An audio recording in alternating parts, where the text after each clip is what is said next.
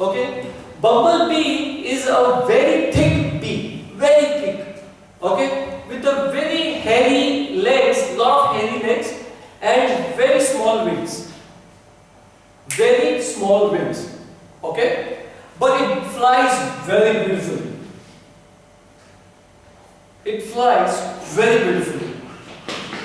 So many scientists, they were doing research how a bumblebee can fly. Okay, because it is not meant to fly. It cannot fly actually, like but it flies very beautifully, very acrobatically. Okay. Then somebody found out an answer which is accepted by everyone. What is the answer? How a bumblebee fly? Bumblebee fly because bumblebee doesn't know the law of aerodynamics. What is law of aerodynamics? If it is a longer wing span, shorter legs, tapered tail, and if something like that, it can break through air, there will be thrust under the wing, and it can go up. That's the law of aerodynamics. Bumblebee doesn't have that understanding of law of aerodynamics. Bumblebee doesn't put limitation on itself. Like a child doesn't put a limitation on itself, and they can do things which we are amazed to know now how they can do this. Amazingly, how many have you seen modern times movie of Charlie Chaplin? You should see this movie, okay? For a very amazing, one of the most finest skating act done on in any movie. When Charlie Chaplin is been blindfolded and he's doing a skating, okay? Because he is blindfolded, he doesn't see that every time he's skating, he's coming to the edge of the building and going back. Okay? And he's doing so beautifully that you will be, every time he's skating, you will be jumping out of your seats. You will be jumping out of the seats. And the amazing part is, the moment Charlie Chaplin removes the blindfold, then he cannot skate. Because he sees that he is on the very edge of a terrace. Okay? Till he was not seeing, he was skating. Okay? So this is a limitation of you put on yourself. Second point, do as you have been told to do. Okay? When a surgeon or the major in the army tell the soldier, duck. And imagine he keeps on arguing, why should I duck? Where's the enemy? No, the major is sitting on the top, he knows what's happening with his experience. He's asking you to duck, so you duck. By obeying that command is going to save your life. If you keep on arguing, coming up with your notions of the whole exercise, no, follow orders. This is what Islam teaches, follow orders.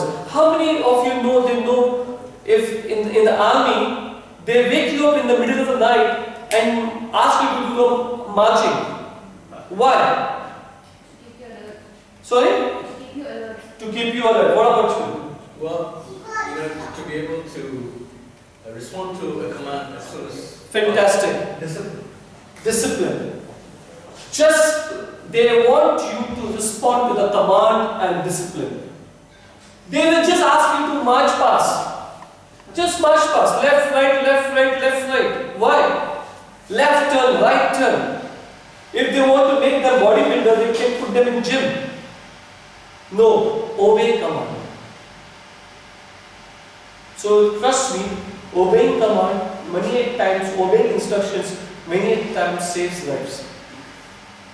So in this exercise also, I will request you, please do what I am telling you, and trust me, it works.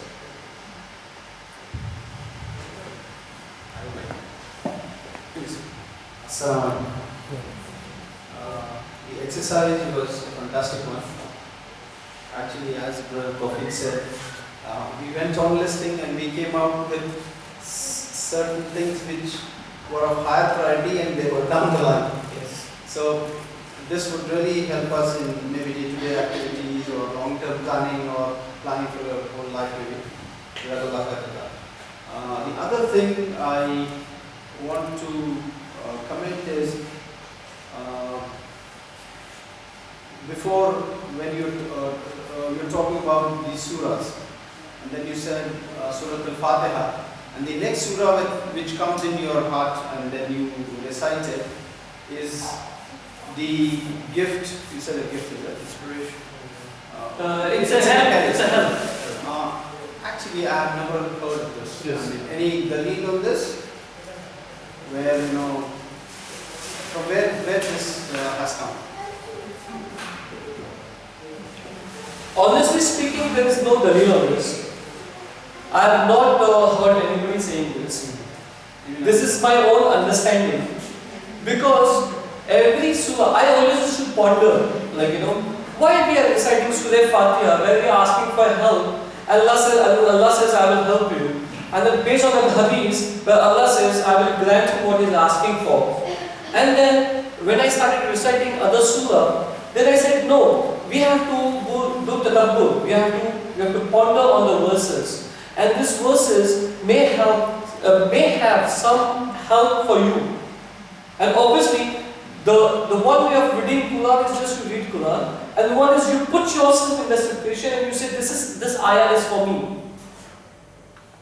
And you feel connected. And that's what used to happen with me, I feel connected. And I used to feel, okay, this is an instruction from Allah subhanahu wa ta'ala for me. I'm trying to find and talk to people to know if this is something which is there. But then, this is my own understanding based on the hadith which is there, and this is truly completely 100% my concept. If there is something good, it's from Allah subhanahu wa ta'ala, and if there is something wrong, it's from me and shaitan. But then I will definitely work on this. Yes. And then the instructions are basically instruction from Quran. Let me add a few things to this question. Like after Surah Fatiha, when the Imam recites or when we recite something like good deeds and bad deeds are not same. Repel the bad with what is good. This is the surah in Quran. Okay. Somewhere you have come across this one. So this is the instruction which Allah is giving you. Yes. Many things which are read after the Surah Fatiha, all those things are commandments of Allah. This is definitely no. I was questioning his concept. I will be happy if you get a feedback and then tell us. Yes, I don't have any feedback. I don't have any feedback. I'll be very honest. The idea is, if we go ahead and share it, and, we just don't want to give a misrepresentation of. This is based on the Hadith Qudsi. Yes. Hadith Qudsi, where Allah subhanahu wa ta'ala says, I have divided Surah Fatiha into two parts. That's fine. No question on that, because Allah subhanahu wa ta'ala, it's one of the fadail of Surah Al-Fatiha. Yes. The next what you said is, we could please verify and tell us. Yes. Nice to hear you, Mr. Shakil. For you and me, announced around you are doing workshop. So it is Allah's pleasure on you. The question raised here, after the Surah Fatiha, we recite some surah. First of all, it is not, without reciting any surah after Surah Fatiha, your namaz is correct. It is not necessary. It is not, highly commanded also. So, before everybody commenting, so before you say something, you should put some dalil. What my brother said. Otherwise, people will argue with you. Inshallah. Thank you very much. Thanks. Both of you are absolutely correct. I will definitely find out about these things.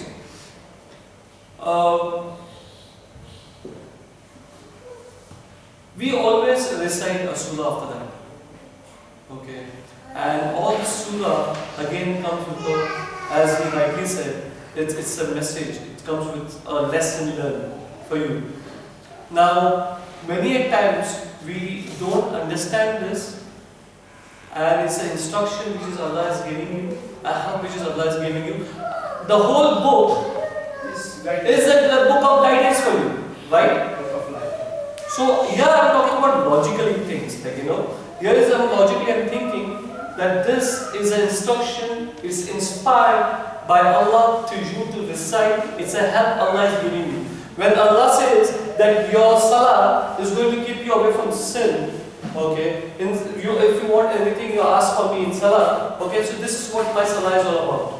When we say in salah that the khushu is where you have to pray salah in a way where Allah is seeing you or you are seeing Allah.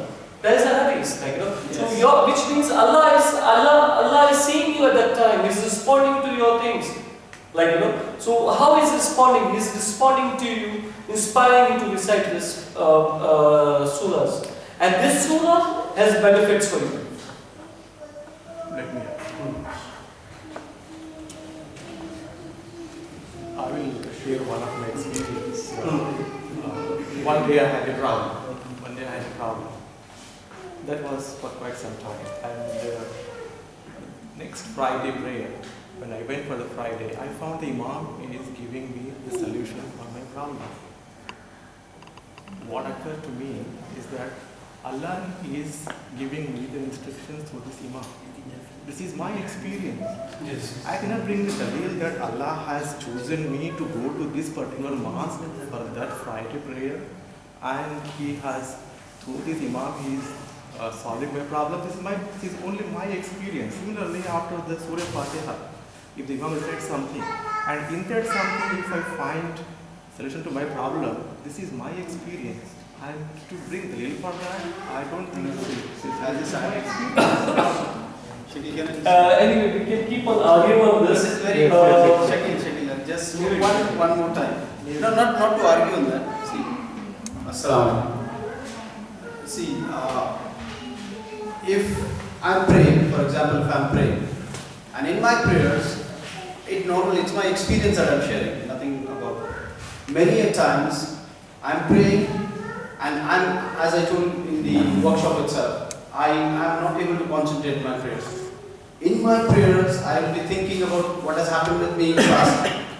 For example, I'm in office and something had to be done.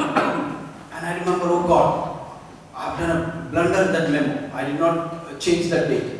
When I'm copy pasting, I did not change the date. Now I realize this in my prayers. Is it okay? Yes or no? I realize that I did a blunder in that memo. See, I'll tell you. It is not okay. Hold on. It is not okay. Because, any other example, I'm in my prayers and I'm thinking, oh God, I have to go there now after the prayers. After the prayers, I immediately leave. This is not allowed. In the prayers, as Brother Sadadullah Khan said, you have to be present. You are in the presence of the Almighty Lord. Don't think what has happened to you, what is going to happen to you, what you have done. Yes. So, if you are trying to see a solution in the prayer of your problem, sorry. See, you are giving the answers and you are asking the question and giving the answers. See,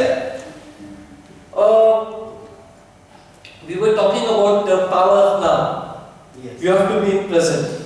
Okay? When you are in present, you are paying attention. When you are paying attention, you can have more clarity. And when Imam is reciting a surah, you have to ponder on that. Exactly. Right? So when you ponder on that, you are supposed to relate to that. And when you are relating to that, Allah subhanahu wa ta'ala is going to give you a solution. Trust me, if you have a problem, Allah will give you a solution. So that's why they say the salah is the solution for your problems. It's not a physical exercise. You have to ponder on these ayahs. Yes. So basically what we are saying is that when you know this ayah, every time you are reciting, as I said, just because of power is just surah of convenience. But next time probably when you recite it will be surah of conviction. Then you know the power of the surah.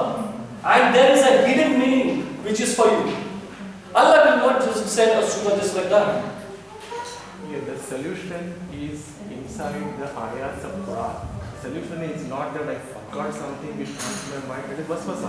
Waswasa. These two are Yes. these two are Waswasa. Waswasa. These two are different things. Shaitani I forgot to write the date in the memo. That is the waswasa. But that is not coming from the ayats of Quran. which Ayat of are- Quran, These yes. two are different things. Okay. You're right. Let's change our topic little bit.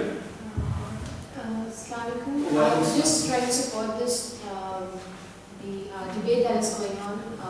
Basically, Quran is a book given by Allah as a cure, as a guidance, as a medicine to every problem you have. So when you recite a Surah Al-Fatiha and continue any surah with that, whether you learn the meaning or you don't learn the meaning, it somehow comes to your help. It somehow helps you, guides you, takes you out of all the problems. Whether you read the meaning or you don't read the meaning. It's just about something that comes to your mind, you read it. Sometimes some people don't know much of the surahs. Some people just know maybe Surah Al-Fatiha and some people surahs. But somehow Allah helps you in that. Some people, they know that basically in Quran we have ayats where it says if you read this ayat, it will help you cure some of the other problem. So some people, they actually take the Quran and read that particular surah after the Fatiha. See- Somebody trying to say it's a cure. The book See, is- I'll tell you a little. Where Rasulullah Sallallahu Alaihi Wasallam said that every alphabet has a hasana of if you recite. So recitation has a hasana, definitely. But it also is a book of guidance for you. Book of guidance doesn't come just by recitation. Okay, if you take a Quran and you keep it on a cupboard and says, okay, this will like shy away all the ghosts from my house. No. You have to read, understand, and do amal on that. This is what Quran is all about. And this is what we are not debating. Everybody is saying the same thing, but they just want a dalil, which I don't have right now. This is my understanding of Surah Fatiha, and this is my understanding about. Anybody else?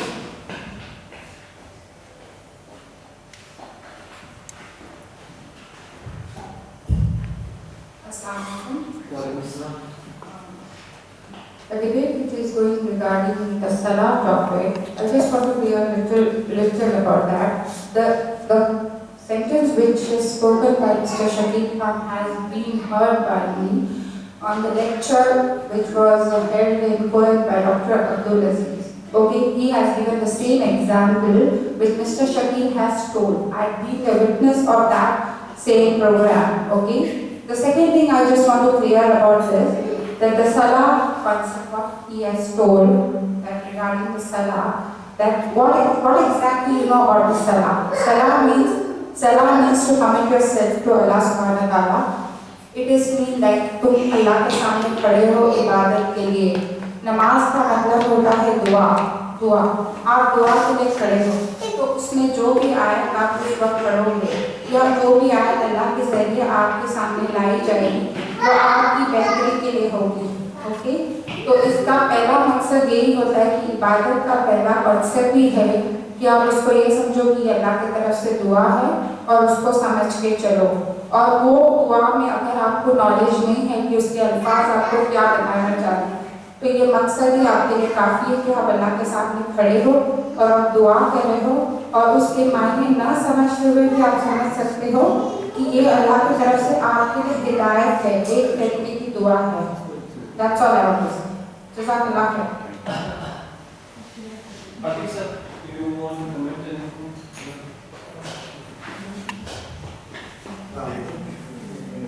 Jazakallah khair. It was a wonderful exercise, and really, to be honest, this morning I was talking to my kids and my wife and both my priorities in life, and I was able to, pinpoint exactly those things which I was talking about in the morning. So that was a wonderful exercise. Very good, thank you. The other thing I want to comment on the Surah Al-Asr. We have these 4 criteria. Right?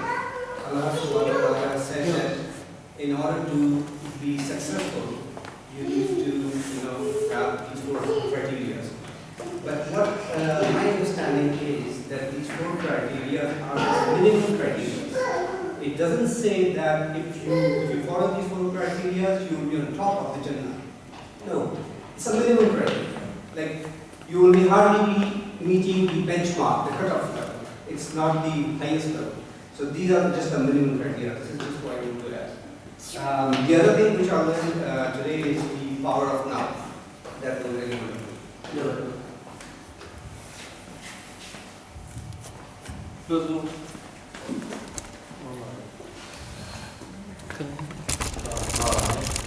Honestly, I have nothing to say more than what I have just heard. Inshallah, very nice, good input. What I like is when you were going deep and having, it's not argument, but this is something that really the person cares about the result of the thing, which is very healthy to have a healthy chat between members. And thank you very much. It was very enlightening. Good knowledge shared for all of us. Thank you very much. Anybody else want to say something?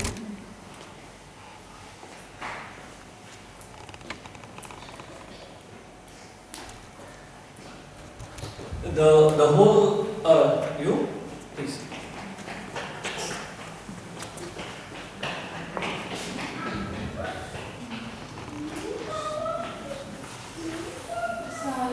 Walaikum Assalam. By this exercise, I came to know that we in our minds prioritize situations according to what we think is important. Hence, we have numbered them first, second, third. But after doing this exercise, I came to know that the thing I wrote later on came out to be more important than the first one. So, that is.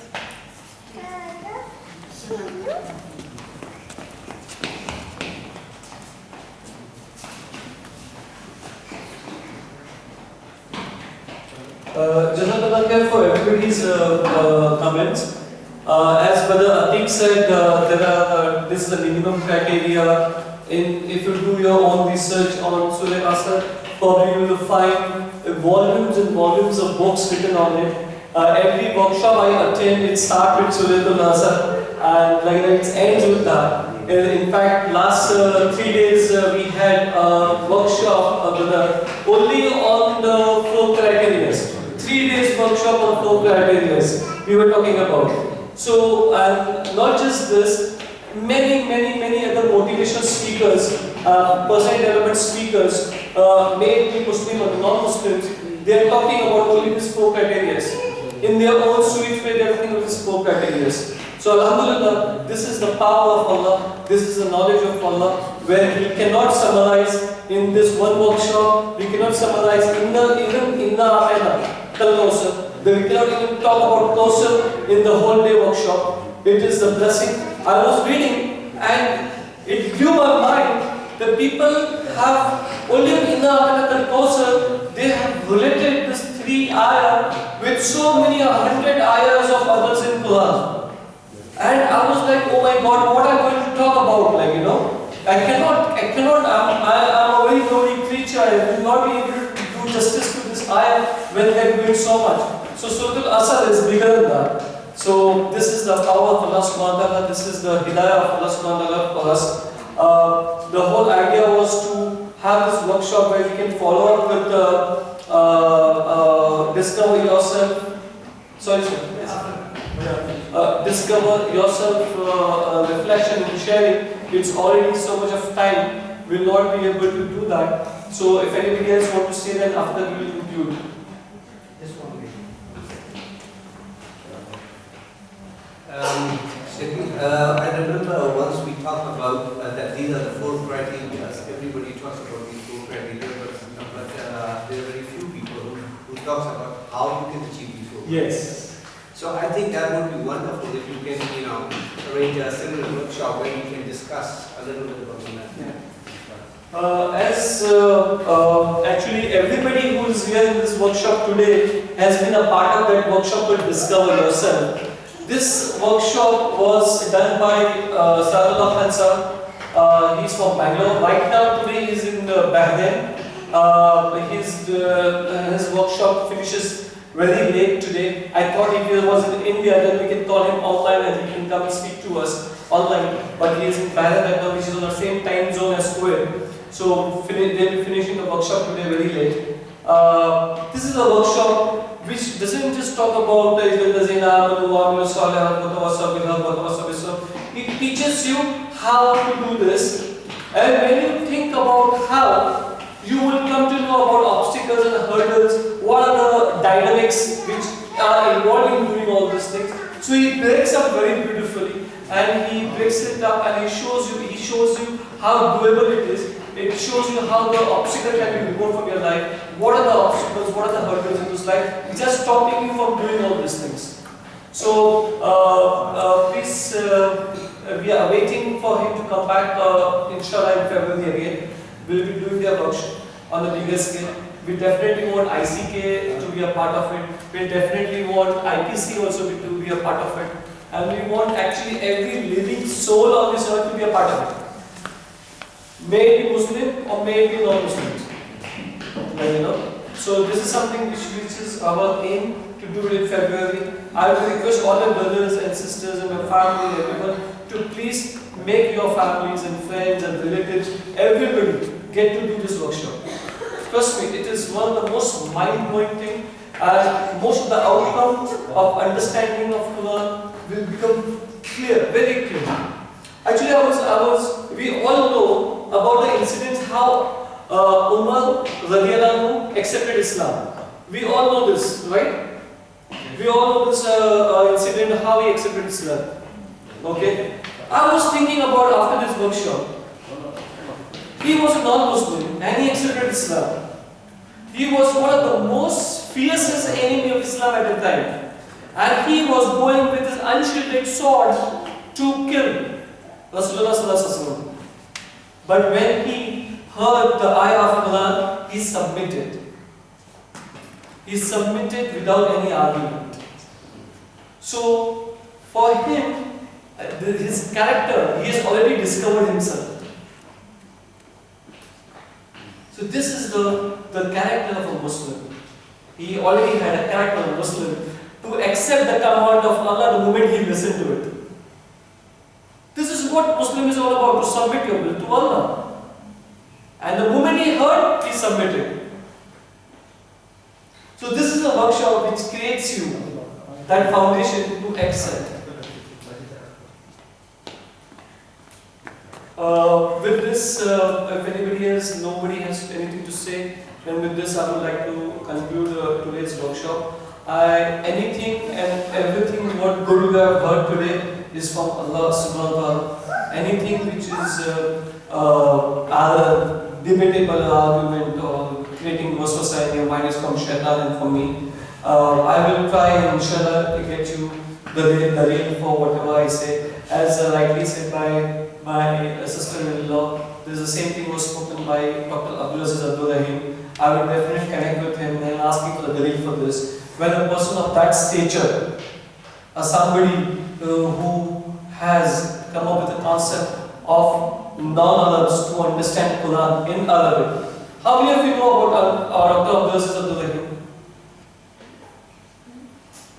Okay, let me just give you 2 minutes of fast recap on what he makes you believe that Quran is easily understood by any person on earth in Arabic. Now the moment we say I cannot understand Quran in Arabic, then you are saying Allah is a liar. Why? Because Allah says in Quran that I have made Quran easy for you to understand. Allah did not say I have made Quran for Arab to understand. Allah said I have made Quran easy for you to understand. So he is talking to everyone. So the moment we put in our mind that it is tough to understand, you are putting limitation on your mind. It is not what Allah has created you. Allah has created you to understand Quran in Arabic. Simple as that. When you say it is tough to understand, even that is wrong, because Allah says it is easy for you to understand. Okay? Allah says, I have made Quran in Arabic for you to understand.